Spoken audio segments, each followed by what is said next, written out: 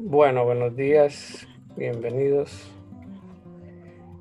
Vamos a trabajar hoy lo que es la parte de la segunda unidad. Recuerden que yo les mando siempre como un resumen, ¿verdad? De las sesiones que vamos a tener. Pues creo que les agregué ahí de que nos veríamos hasta hoy de cualquier tipo de forma, ¿va? Entonces, para que siempre revisen y no tengan inconvenientes o en algún momento eh, pues problemas van con la parte esta del ingreso. Entonces, por ejemplo, para el lunes y el martes les agregué unos videos equivalentes a los ejercicios que normalmente se hacen de lo de Doppler y lo demás. Ya pues hoy sí le puse reunión Zoom. Entonces, donde dice enlaces reuniones, en la parte de novedades encuentran esa información siempre. De hecho, bueno, ya la próxima semana voy a hacer otra entrada, ¿verdad? Para que miren los enlaces de la reunión 2 de la unidad 2. Pero bueno, como aquí era entre los dos, entonces lo dejé mejor ahí en la 1. Bueno, entonces la idea es hablar de los conceptos generales que hablan acerca de lo que es termodinámica. Eh, y bueno, vamos a trabajar eso hoy. Entonces, bueno, primero, si quieren, vamos a hablar de lo que es de la temperatura y de ahí vamos a definir otras cosas. Entonces, por ejemplo, acá, bueno, las imágenes igual las tomo del texto, ¿verdad? Del Semansky. Entonces, bueno, algo que es importante evaluar es el concepto de temperatura. Nosotros lo vemos en el día a día, ¿verdad? Cuando decimos que está caliente, está frío el día, ¿verdad? Tenemos pues una forma empírica de decir algo acerca de la temperatura, ¿verdad? Pero ahora nos piden, bueno, vamos a necesitar hacer un enfoque más cuantitativo de cómo poder encontrar esa cantidad física. Entonces, bueno, aquí colocan este dibujo en el que ponen tres sistemas y bueno, los tres sistemas en este caso están separados por un aislante, en este caso el A y el B nada más, y están en contacto térmico con C. Entonces, lo que nosotros vamos a hablar como equilibrio térmico significa que, por ejemplo, si A y B y C estuvieran a diferente temperatura, entonces aquí con estos conductores vamos a tener transferencia de energía. Entonces, cuando hablamos de temperatura, está asociada a lo que es una transferencia de energía. Y cuando hablamos del equilibrio térmico, significa entonces de que pues los sistemas alcanzan una misma temperatura, no necesariamente la que tenga A o la que tenga C, sino que pues, normalmente valores intermedios entre esos dos. Y bueno, aquí lo que tenemos es que el sistema A va a entrar en equilibrio con el sistema C igual el B con C. Y no hay interacción entre A y B, ¿verdad? Entonces van a llegar a una temperatura de equilibrio y como ambos van a estar al final a la temperatura de equilibrio que llegaron entre A y C y B y C respectivamente, pues luego cuando se ponen en contacto y se aísla C, ambos van a estar a la misma temperatura, ¿no? Entonces, bueno, de esa manera hablamos nosotros de lo que es la temperatura de equilibrio. Aquí le dan el resumen de la idea. Entonces le dice que si inicialmente C está en equilibrio térmico con A y con B, entonces A y B están en equilibrio entre sí. Entonces a esto le llaman la ley cero de termodinámica. Entonces le llaman ley cero porque primero se había definido lo que es la parte del concepto de energía en base a lo que es la energía interna del sistema, ¿verdad? La energía de los átomos y el movimiento de las moléculas, por ejemplo, para los gases. Entonces, bueno, por eso se conocía primero la primera ley de termodinámica y luego ¿verdad? Y bueno, aquí le dicen que dos sistemas están en equilibrio entre sí, sí, solo si tienen la misma temperatura, ¿verdad? Entonces vamos a tener transferencia de energía debido a lo que es los cambios de temperatura. De hecho, pues luego se habla del concepto de calor, ¿no? Entonces es la condición para que usted pueda medir la temperatura. Define un sistema en el que pueda entonces compararlo con lo que quiere medir.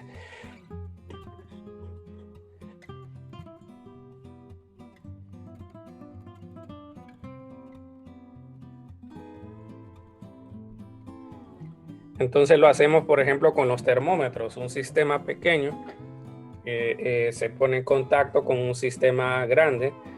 Por ejemplo, puede ser un termómetro con una taza de café, ¿verdad? Con café dentro. O la temperatura ambiente, ¿no?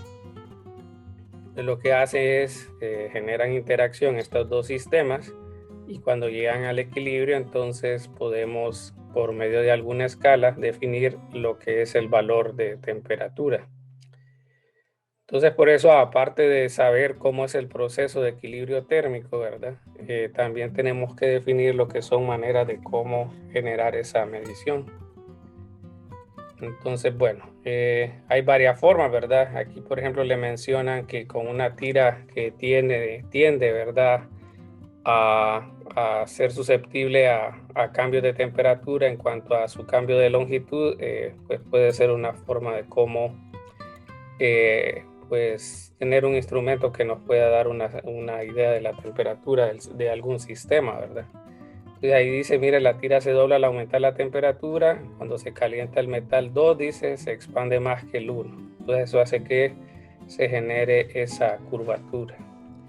Y eso pues es lo que están viendo que al final se coloca con lo que es pues ya ciertas divisiones y ya con eso saber la temperatura. Pues ahí se tendría que saber un modelo, ¿verdad? Que pueda definirme cómo va a cambiar la longitud y cómo lo puedo asociar a la temperatura, ¿verdad? Entonces, bueno, eso se ve luego con la parte de dilatación. Ok, y bueno, ahora vamos con la parte de de las escalas, ¿va? Pero antes quería, por ejemplo, eh, bueno, yo les copié ya la contraseña de la asistencia, ¿verdad? Pero la voy a pegar de nuevo para los que recién ingresan. Entonces, bueno, la idea es hablar un poco en este momento de lo que es los estados de la materia. Entonces les voy a colocar un cuadro que está en un libro para que, bueno, la mayoría maneja ese tema, pero es bueno definir la idea ya. En caso que alguien no se acuerde, ¿va? Entonces más con los estados de la materia. Aquí le voy a poner que... Ok, entonces sería esto. Les voy a leerlo para que podamos resumir la idea que nos presentan ahí. Ok, entonces tenemos este y nos dicen que, por ejemplo, bueno, aquí como nosotros vamos a hablar de lo que son sistemas, los sistemas pueden estar en diferentes estados, ¿verdad? Entonces tenemos estos de aquí que son los que pues vamos a trabajar nosotros y bueno, ¿qué características tienen cada uno de ellos? Entonces, bueno, lo que nos dicen que en los sólidos lo que se modela, ¿verdad? Lo que trata de explicar la interacción de los sólidos es que están conectados como esferas rígidas, ¿verdad? Y conectados a resortes que estos vibran a una frecuencia dada y que depende esto de la temperatura, ¿verdad? Entre mayor sea la temperatura, mayor va a ser la energía asociada que va a tener el sistema. Luego se ve en los desarrollos que hace el texto, ¿verdad? Que esto depende o sea, que la energía cinética depende de la temperatura.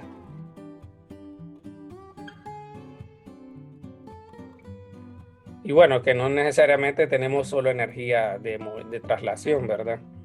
sino que también tenemos energía por la vibración y por la rotación de las moléculas.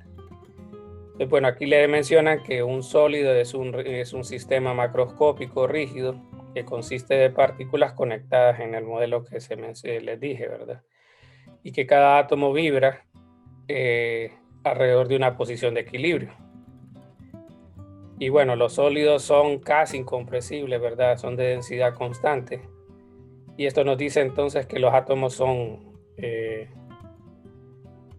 un sólido, ¿verdad? Que se encuentran,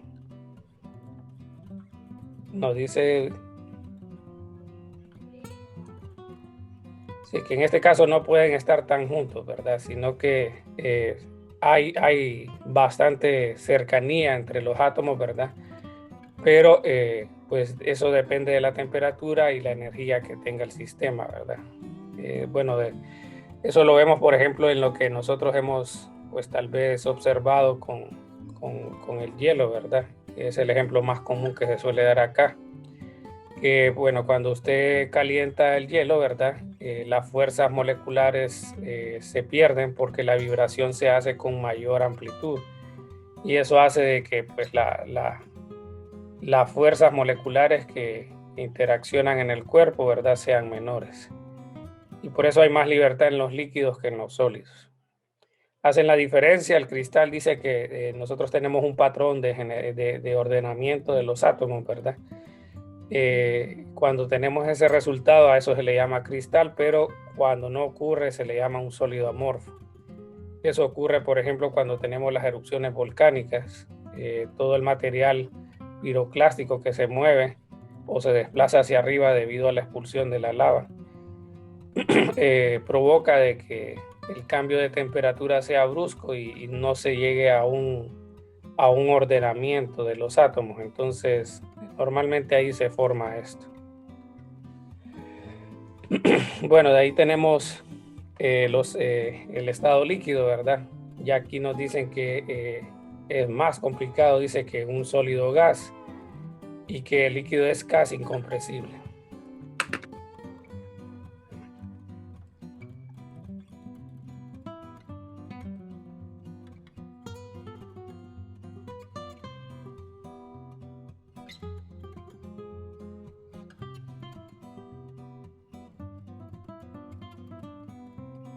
Bueno, entonces el fluido dice, la naturaleza del fluido de un líquido dice, nos dice que las moléculas se mueven libremente, ¿verdad? No lo hacen con tanta libertad como los gases, ¿verdad? Los gases ya sabemos nosotros que lo hacen de manera casi individual, ¿verdad? Entonces, pues aquí en los líquidos todavía hay ciertas fuerzas moleculares que los mantienen, ¿verdad?, unidos, pero es diferente a lo que es la fuerza con la que se da en los sólidos. Entonces, bueno, eso es lo que nosotros vamos a estar tratando. De hecho, normalmente el enfoque se da a lo que es los gases, ¿verdad? Ya cuando hablamos de lo que es la cuestión de transferencia de energía por trabajo, ¿verdad? Y energía interna. Entonces, bueno, en los gases dice que es un sistema en el cual cada molécula se mueve a través del espacio libremente, no interaccionan las partículas entre sí, en ocasiones solo cuando colisionan, ¿verdad? Entonces, el gas es un fluido, dice, y es altamente compresible. O sea, la densidad puede cambiar fácilmente. O sea, usted puede cambiar el volumen y las puede restringir a un espacio más pequeño. Entonces, bueno, para definir el estado de un objeto, sea sólido, líquido o gaseoso, entonces se suele definir lo que se llaman las variables de estado. Estas variables de estado le va a decir a usted cuáles son las condiciones en las que se encuentra el sistema. Entonces, las variables de estado que nosotros vamos a trabajar son la presión, el volumen, la temperatura y los moles. Bueno, los moles es más cuestión de sustancia, ¿va? Bueno, en el libro lo mencionan como densidad también, otra variable de estado. Entonces, en base a esta información, usted va a saber las condiciones del sistema, ¿verdad? Y qué tipo de procesos se llevan a cabo en él, ¿verdad? Cuando estamos trabajando de un cambio a otro. Entonces, bueno, una de las más básicas es la densidad. Entonces, con la densidad, pues según lo que nosotros vimos, ¿verdad? Podemos conocer lo que son las relaciones de masa y volumen, y esta cantidad pues es independiente de la forma o de la cantidad de material que se utilice, ¿verdad? Es una cantidad física que se mantiene con el mismo valor si estamos a un valor de temperatura dado. Bueno, entonces aquí les coloco esa información. Aquí tenemos diferentes valores de densidad en kilogramos sobre metro cúbico a 0 grados y un atm de presión. Bueno, ese es para el temperatura y presión estándar, ¿verdad? Pero bueno, normalmente se tiene que especificar la temperatura, ¿verdad? Para poder saber el valor de la densidad, porque vamos a ver nosotros de que pues esa cantidad va a ir aumentando. Ok, hay otras cantidades que nosotros vamos a comentar. Por ejemplo, aquí estamos hablando de lo que son pues básicamente los diferentes sistemas, formas que se puede mantener un sistema. Entonces, para hablar de eso también necesitamos definir lo que son algunas definiciones en torno a lo que componen estos materiales, ¿verdad? Entonces, por eso hablamos nosotros, bueno, vamos a estar hablando de lo que son las moléculas de un gas, los átomos de gas, etcétera, ¿verdad? Entonces, necesitamos por lo menos saber algunas formas en las que normalmente se miden este tipo de, bueno, la materia, ¿verdad? Entonces, para eso, bueno, cuando estamos ya hablando de una escala molecular o atómica, se utiliza lo que se llama la unidad de masa atómica. Entonces, nosotros vamos a tener de que, por ejemplo, si tenemos la información en base a lo que es una tabla periódica, pues la tabla periódica nos dice, por ejemplo, cómo se ordenan los elementos de la naturaleza en base a la cantidad de protones que tenga entonces el núcleo. Entonces, de hecho, de esa manera se ordenan, ¿verdad? Y con eso se genera el número atómico. Y aquí, pues, para saber la masa, ¿verdad? Para un átomo es bien difícil, porque no es como que nosotros lo vamos a tomar y lo vamos a poner en una balanza. Entonces, para eso necesitamos nosotros buscar otra alternativa. Entonces, bueno, ya voy a agregar la contraseña en este momento para los que no han podido ingresar. Bueno, entonces para la escala atómica definen lo que es la unidad de masa atómica. Lo hacen en términos de lo que es el átomo de carbono. Entonces lo definen de esta manera. Entonces la masa de un átomo, ¿verdad? De carbono 12, lo definen entonces igual a lo que serían 12 unidades de masa atómica. Entonces, este sería el equivalente. Estamos diciendo de que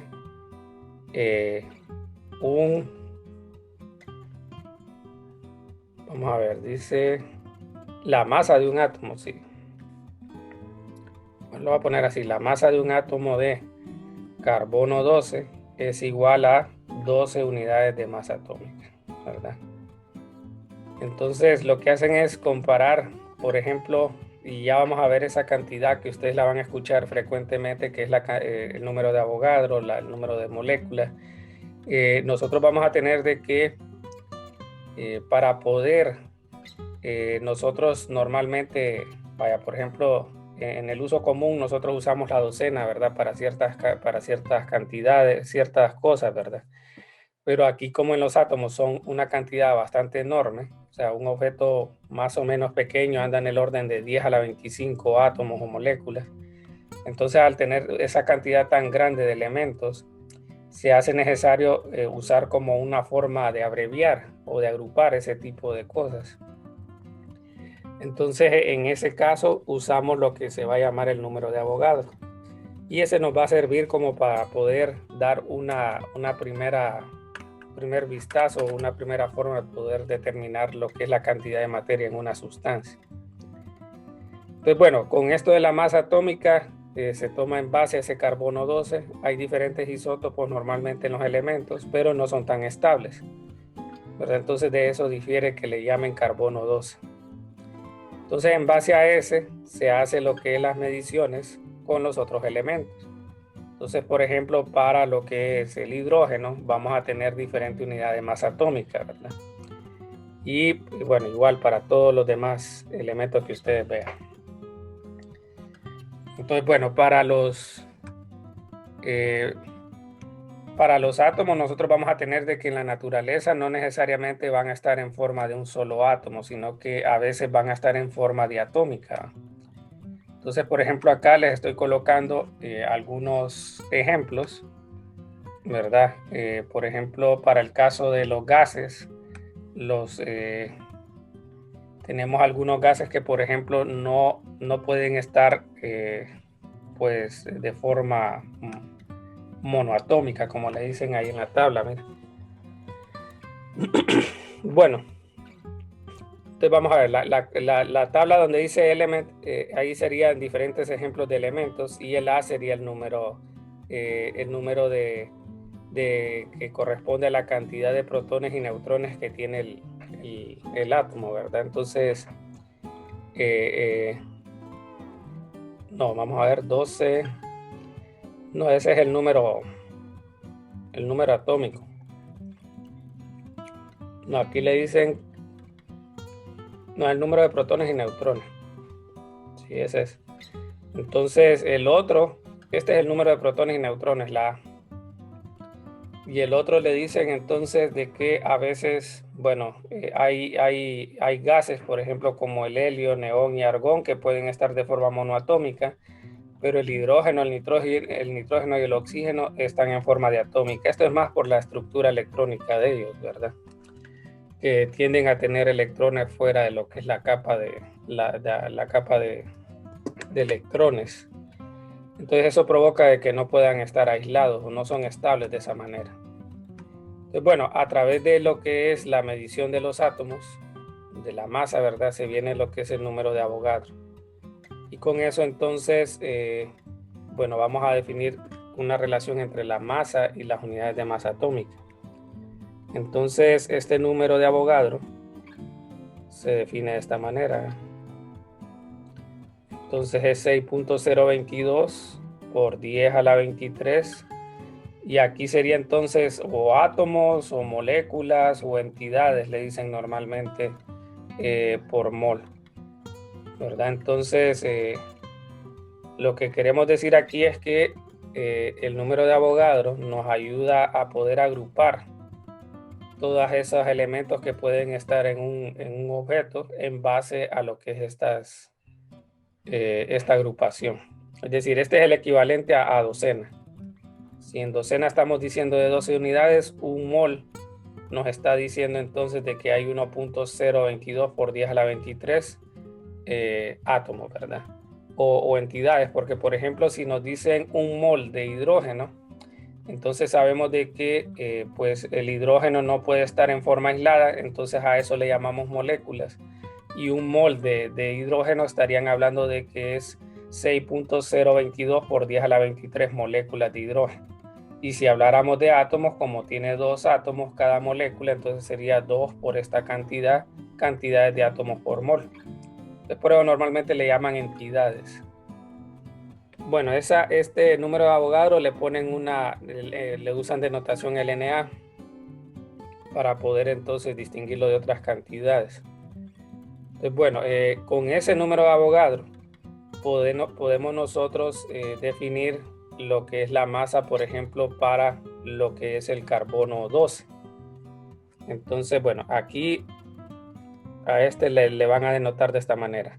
Ahora, ¿cómo podemos saber la cantidad de moles? La cantidad de moles se va a representar con esta N y nosotros la podríamos saber entonces en base a lo que es este número de Avogadro. Es decir, con la cantidad esta del número de Avogadro y el número de moléculas o átomos, ¿verdad? Podemos saber los moles, así sería. Entonces, por ejemplo, si usted sabe el número de átomos o moléculas, ¿verdad? Entonces, esto multiplicado por, o dividido sería, ¿verdad? Esto dividido por el número de Avogadro, vamos a tener la cantidad de moles. Entonces, a los números de átomos o moléculas se les representa normalmente con esta letra N mayúscula. Y bueno, entonces con esto tenemos una relación de que los moles se pueden saber entre el número de moléculas o átomos y el número de Avogadro. Luego con esto se puede saber lo que es la masa. Entonces aquí es donde viene el concepto de peso molecular. Y eso lo hacen en base a la definición de la unidad de masa atómica que vimos ahí arriba. Todo en base al carbono 12, a un mol de carbono 12, ¿verdad? Entonces, en base a este, nosotros vamos a definir entonces ya lo que son los pesos moleculares. Entonces, bueno, el M en este caso sería, por ejemplo, en kilogramos la masa, o en gramos, que es lo que normalmente se trabaja para estas escalas. Y si nosotros tenemos, por ejemplo, lo que es la cantidad de moles, ¿verdad? Por lo que para nosotros va a ser el peso molecular o atómico, ¿verdad? Eso depende de la sustancia. Entonces, nosotros podremos saber lo que es la cantidad de masa de una sustancia. Llámele sal común, lo que le quiera a usted, cualquier muestra que le quieran dar. Entonces, con la cantidad de moles y el peso molecular, nosotros podemos saber lo que es la masa de esa sustancia. Entonces, para los pesos moleculares, tenemos normalmente en la tabla periódica se puede saber para elementos como los que estamos viendo acá, ¿verdad? Si no, pues es de saber la fórmula química o el nombre, ¿verdad? Y con la cantidad de átomos se puede calcular el peso molecular. Entonces, bueno, para el carbono 12 calculan la masa de esta manera. Miren, les voy a colocar como lo colocan en el libro. Entonces, lo que hacen es esto. Entonces, miren, para el carbono 12 tenemos entonces de que, bueno, tenemos que están hablando en términos de un mol, ¿verdad? O un mol de átomos. Entonces ponen 6.022 por 10 a la 23 y 0.0212 kilogramos es la base que nos están diciendo que hay para un átomo de carbono 12. Pero como nosotros dijimos de que una unidad de masa atómica es equivalente a, o sea, la masa del carbono es igual a 12 unidades de masa atómica, entonces al dividir esos 12 con la masa que están viendo en este momento, encontramos la relación entre las unidades de masa atómica y los kilogramos. Entonces este se puede usar en algún momento, ¿verdad? Es decir, esta relación al final es la que nos llega a comparar, ¿verdad? Recuerden que aquí lo que están haciendo es básicamente hablando de la cantidad de electrones, protones y neutrones que hay en el sistema, en un carbono 12. Pero bueno, no es tan sencilla la suma, ¿verdad? No es tan algebraica por lo que es las interacciones fuertes que hay a la escala atómica, ¿verdad? Y pues que ya hay otros efectos que se salen del contexto de lo que estamos viendo nosotros todavía en cuanto a lo que es la cuestión esta de las fuerzas y de la mecánica clásica. Bueno, entonces ya con esto tenemos una idea general de lo que es pues los elementos que ustedes van a estar estudiando en el transcurso de la clase. Ahora vamos con lo de las escalas. Entonces, bueno, aquí yo le coloco ya de una sola vez la escala de Celsius a Fahrenheit. No sé si ustedes se acuerdan cómo es que se definen esas escalas. Eso normalmente uno lo ve antes de la clase esta. No sé si quieren comentar cómo es que se definen esas dos escalas.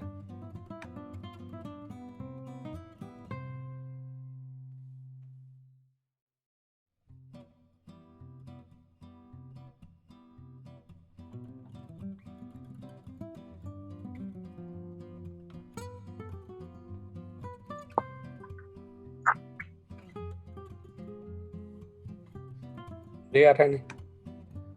Eh, ¿Cómo así? ¿Convertir la escala o algo así me está hablando? No, ¿cómo es que definen, por ejemplo, o sea, ya vimos la fórmula, ¿va? Pero, por ejemplo, ahí hablaban de la de Celsius, que es la que nosotros trabajamos acá, ¿no? Entonces, ¿cuál fue la forma en la que definieron los patrones de medida, pues?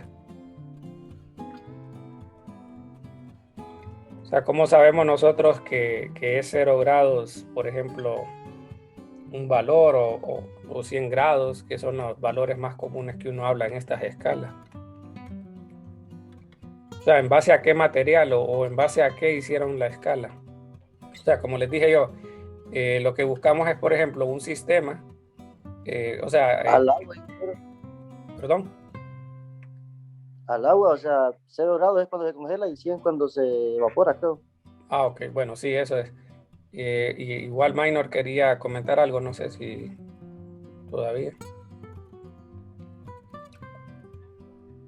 Me pareció que Minor levantó la mano.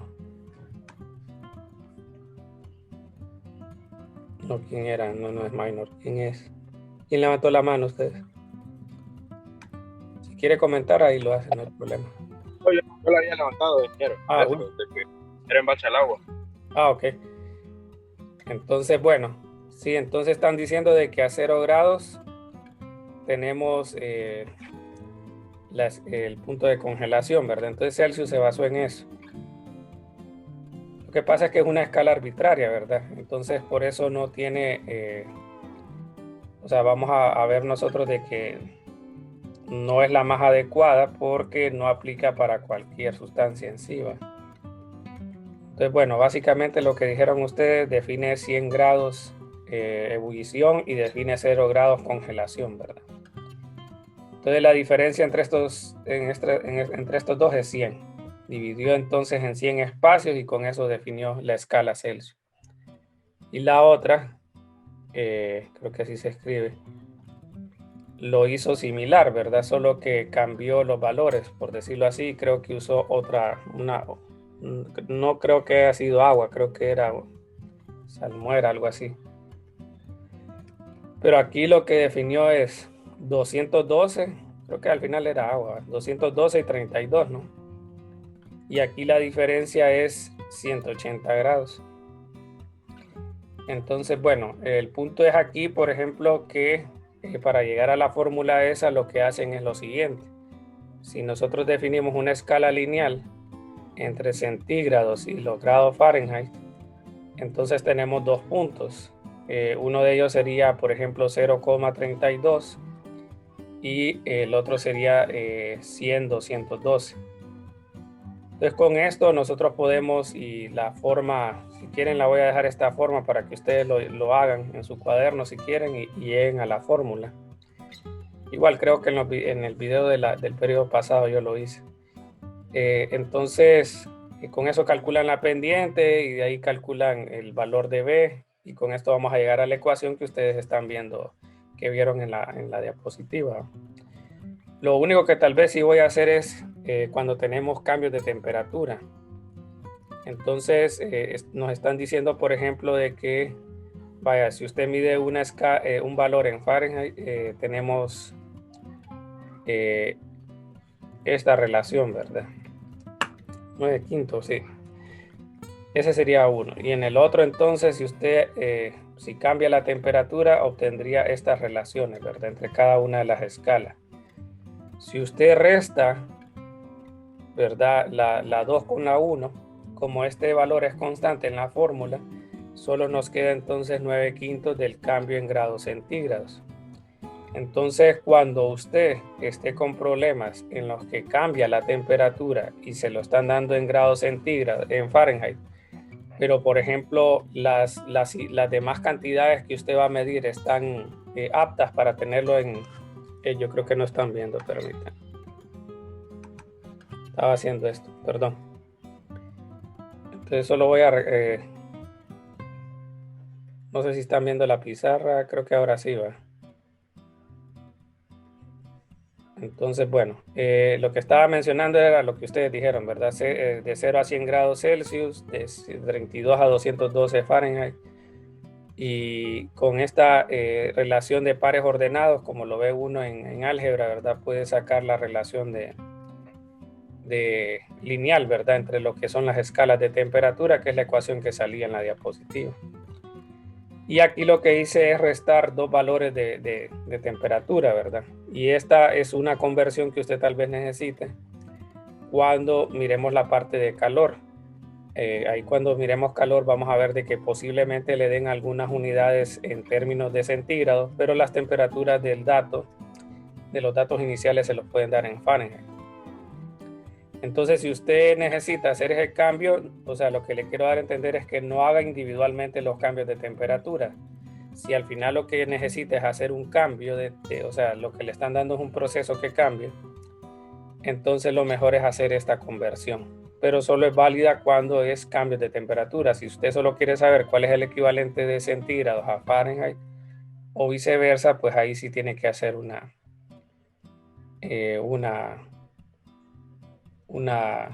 conversión, ¿verdad? O sea, sustituir esos valores.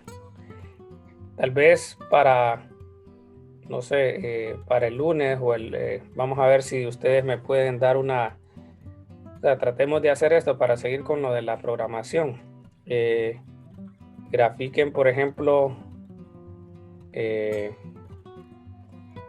grafiquen la función f de grados centígrados. O sea, definan un programita que le pueda graficar esto, miren. Y si quieren no lo hagan o sea, necesitan un valor, un rango, ¿verdad? Para que no lo van a poder hacer del infinito. Entonces, si quieren, trabajenlo de menos 20 grados Celsius a, no sé, tal vez a 110, ¿verdad? Eso como para que practiquemos lo de Python y no le demos, no lo enfriemos, ¿verdad? Con el otro curso ya les estoy poniendo a hacer scripts y que los hagan como asignaciones, pero yo les prometí a ustedes que no iba a hacer eso en este momento. Tal vez el otro pack, pero para que ustedes practiquen esto y me den sus ideas acerca de que pues si vale la pena hacer este programa o no. Es una idea que se me ocurre ahorita. De hecho, pues ya todavía están pendientes los otros programas. Lo normal sería de que ustedes lo hicieran y presenten los problemas que se les dé, ¿verdad? Pero si uno lo resuelve, bueno, primero normalmente no le dan el valor necesario, ¿verdad? Lo que es el esfuerzo que tal vez uno hace al programar. Porque ustedes no lo han hecho y no saben entonces de qué se trata. Entonces, por eso mejor yo les pediría de que continuemos con esto. Y bueno, si quieren practiquen hacer y lo discutimos el lunes. Lo pueden mandar igual en el Piazza si tienen problemas, ¿verdad? Entonces, digo yo como para que continuemos con eso, con esa idea de seguir trabajando con eso. Ok, bueno, eso es lo que más normalmente se habla de las escalas de temperatura, ¿verdad? Pero el detalle con esta escala es que, por ejemplo, nosotros con la de Celsius y la otra, pues no es una escala absoluta, ¿verdad? No es que va a ser apta para cualquier tipo de muestra. Entonces lo que hicieron es, por ejemplo, como ven en la gráfica, colocaron lo que son diferentes muestras de gas y bueno, lo pasaron bajo diferentes condiciones de temperatura y presión. Entonces con dos valores de esos se llegó a estas diferentes gráficas que ustedes ven. Entonces lo peculiar es de que todas ellas, si ustedes las continuaban la línea, ¿verdad? Todas iban a un intercepto, que en este caso es este valor. Entonces, de ahí vino la idea, ¿verdad? De definir una escala de esta forma, ¿verdad? Ya que varios gases, sin importar la composición de ellos, tenían este comportamiento, ¿verdad? De que, bueno, si usted llegaba a extrapolar, pues se generaba este intercepto. Entonces, bueno, en base a eso generaron la escala Kelvin. Aquí pueden ver la diferencia entre ellas dos. Y bueno, en base a eso se trabajó esa escala. Entonces, este es lo que nosotros vamos a conocer como el cero absoluto. ¿verdad? Que es equivalente a 273.15 grados Celsius. Entonces, en base a eso definen la escala, ¿verdad? Entonces, miren que ahí en el libro les dicen que le sugieren, ¿verdad? No se le menciona grados al hablar de la escala Kelvin, solo en los otros dos. Y si usted quiere, si usted nota al calcular el cambio de temperatura en Kelvin, como tenemos esa constante y no hay ningún factor multiplicando a la temperatura en grados centígrados, entonces los cambios en Kelvin son iguales a los cambios en centígrados. Es decir, que si a usted le dan, si hay alguna cantidad, por ejemplo el calor específico, vamos a ver nosotros de que a veces lo dan en unidades de Kelvin, y tal vez las temperaturas se las dan en Celsius. Entonces usted simplemente tendría que restar los valores en Celsius porque eso va a ser igual que a que los cambie individualmente en Kelvin. Entonces los cambios de temperatura entre Kelvin y centígrados son iguales. No hay problema en eso.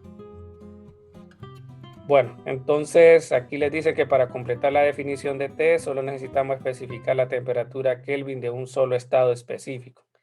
Entonces ellos escogieron el punto triple del agua. Ese es una condición de presión y temperatura en la cual los tres estados de la materia se encuentran en equilibrio.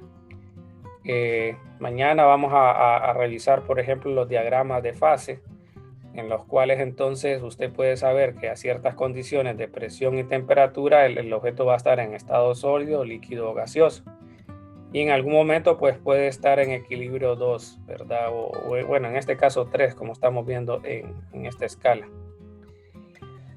Pues bueno, ya aquí tenemos la presión triple, entonces usted lo que haría es medir la presión del gas, por ejemplo, y ya con eso tendría la equivalencia de la temperatura en esta escala Kelvin. Entonces este es como el patrón de medición que hicieron, ¿verdad? Para poder definir entonces, bueno, si vos querés hablar de esta escala, bueno, tenés que compararlo con esta relación. Y la presión de triple del agua ya está dada, ¿verdad? Que es, bueno, creo que no es esa, ya les digo cuál es. Vamos a ver los diagramas.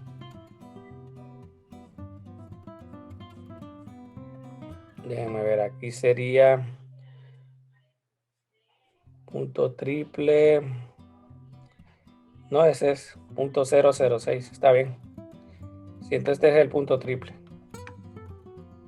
Bueno, entonces, bueno, y aquí están las escalas, ¿verdad? Para que ustedes comparen el cero absoluto, ¿verdad? En las diferentes escalas, algunas referencias de temperatura y así, ¿verdad? Bueno, entonces, solo quería compartirles, me parece que pegué una tabla.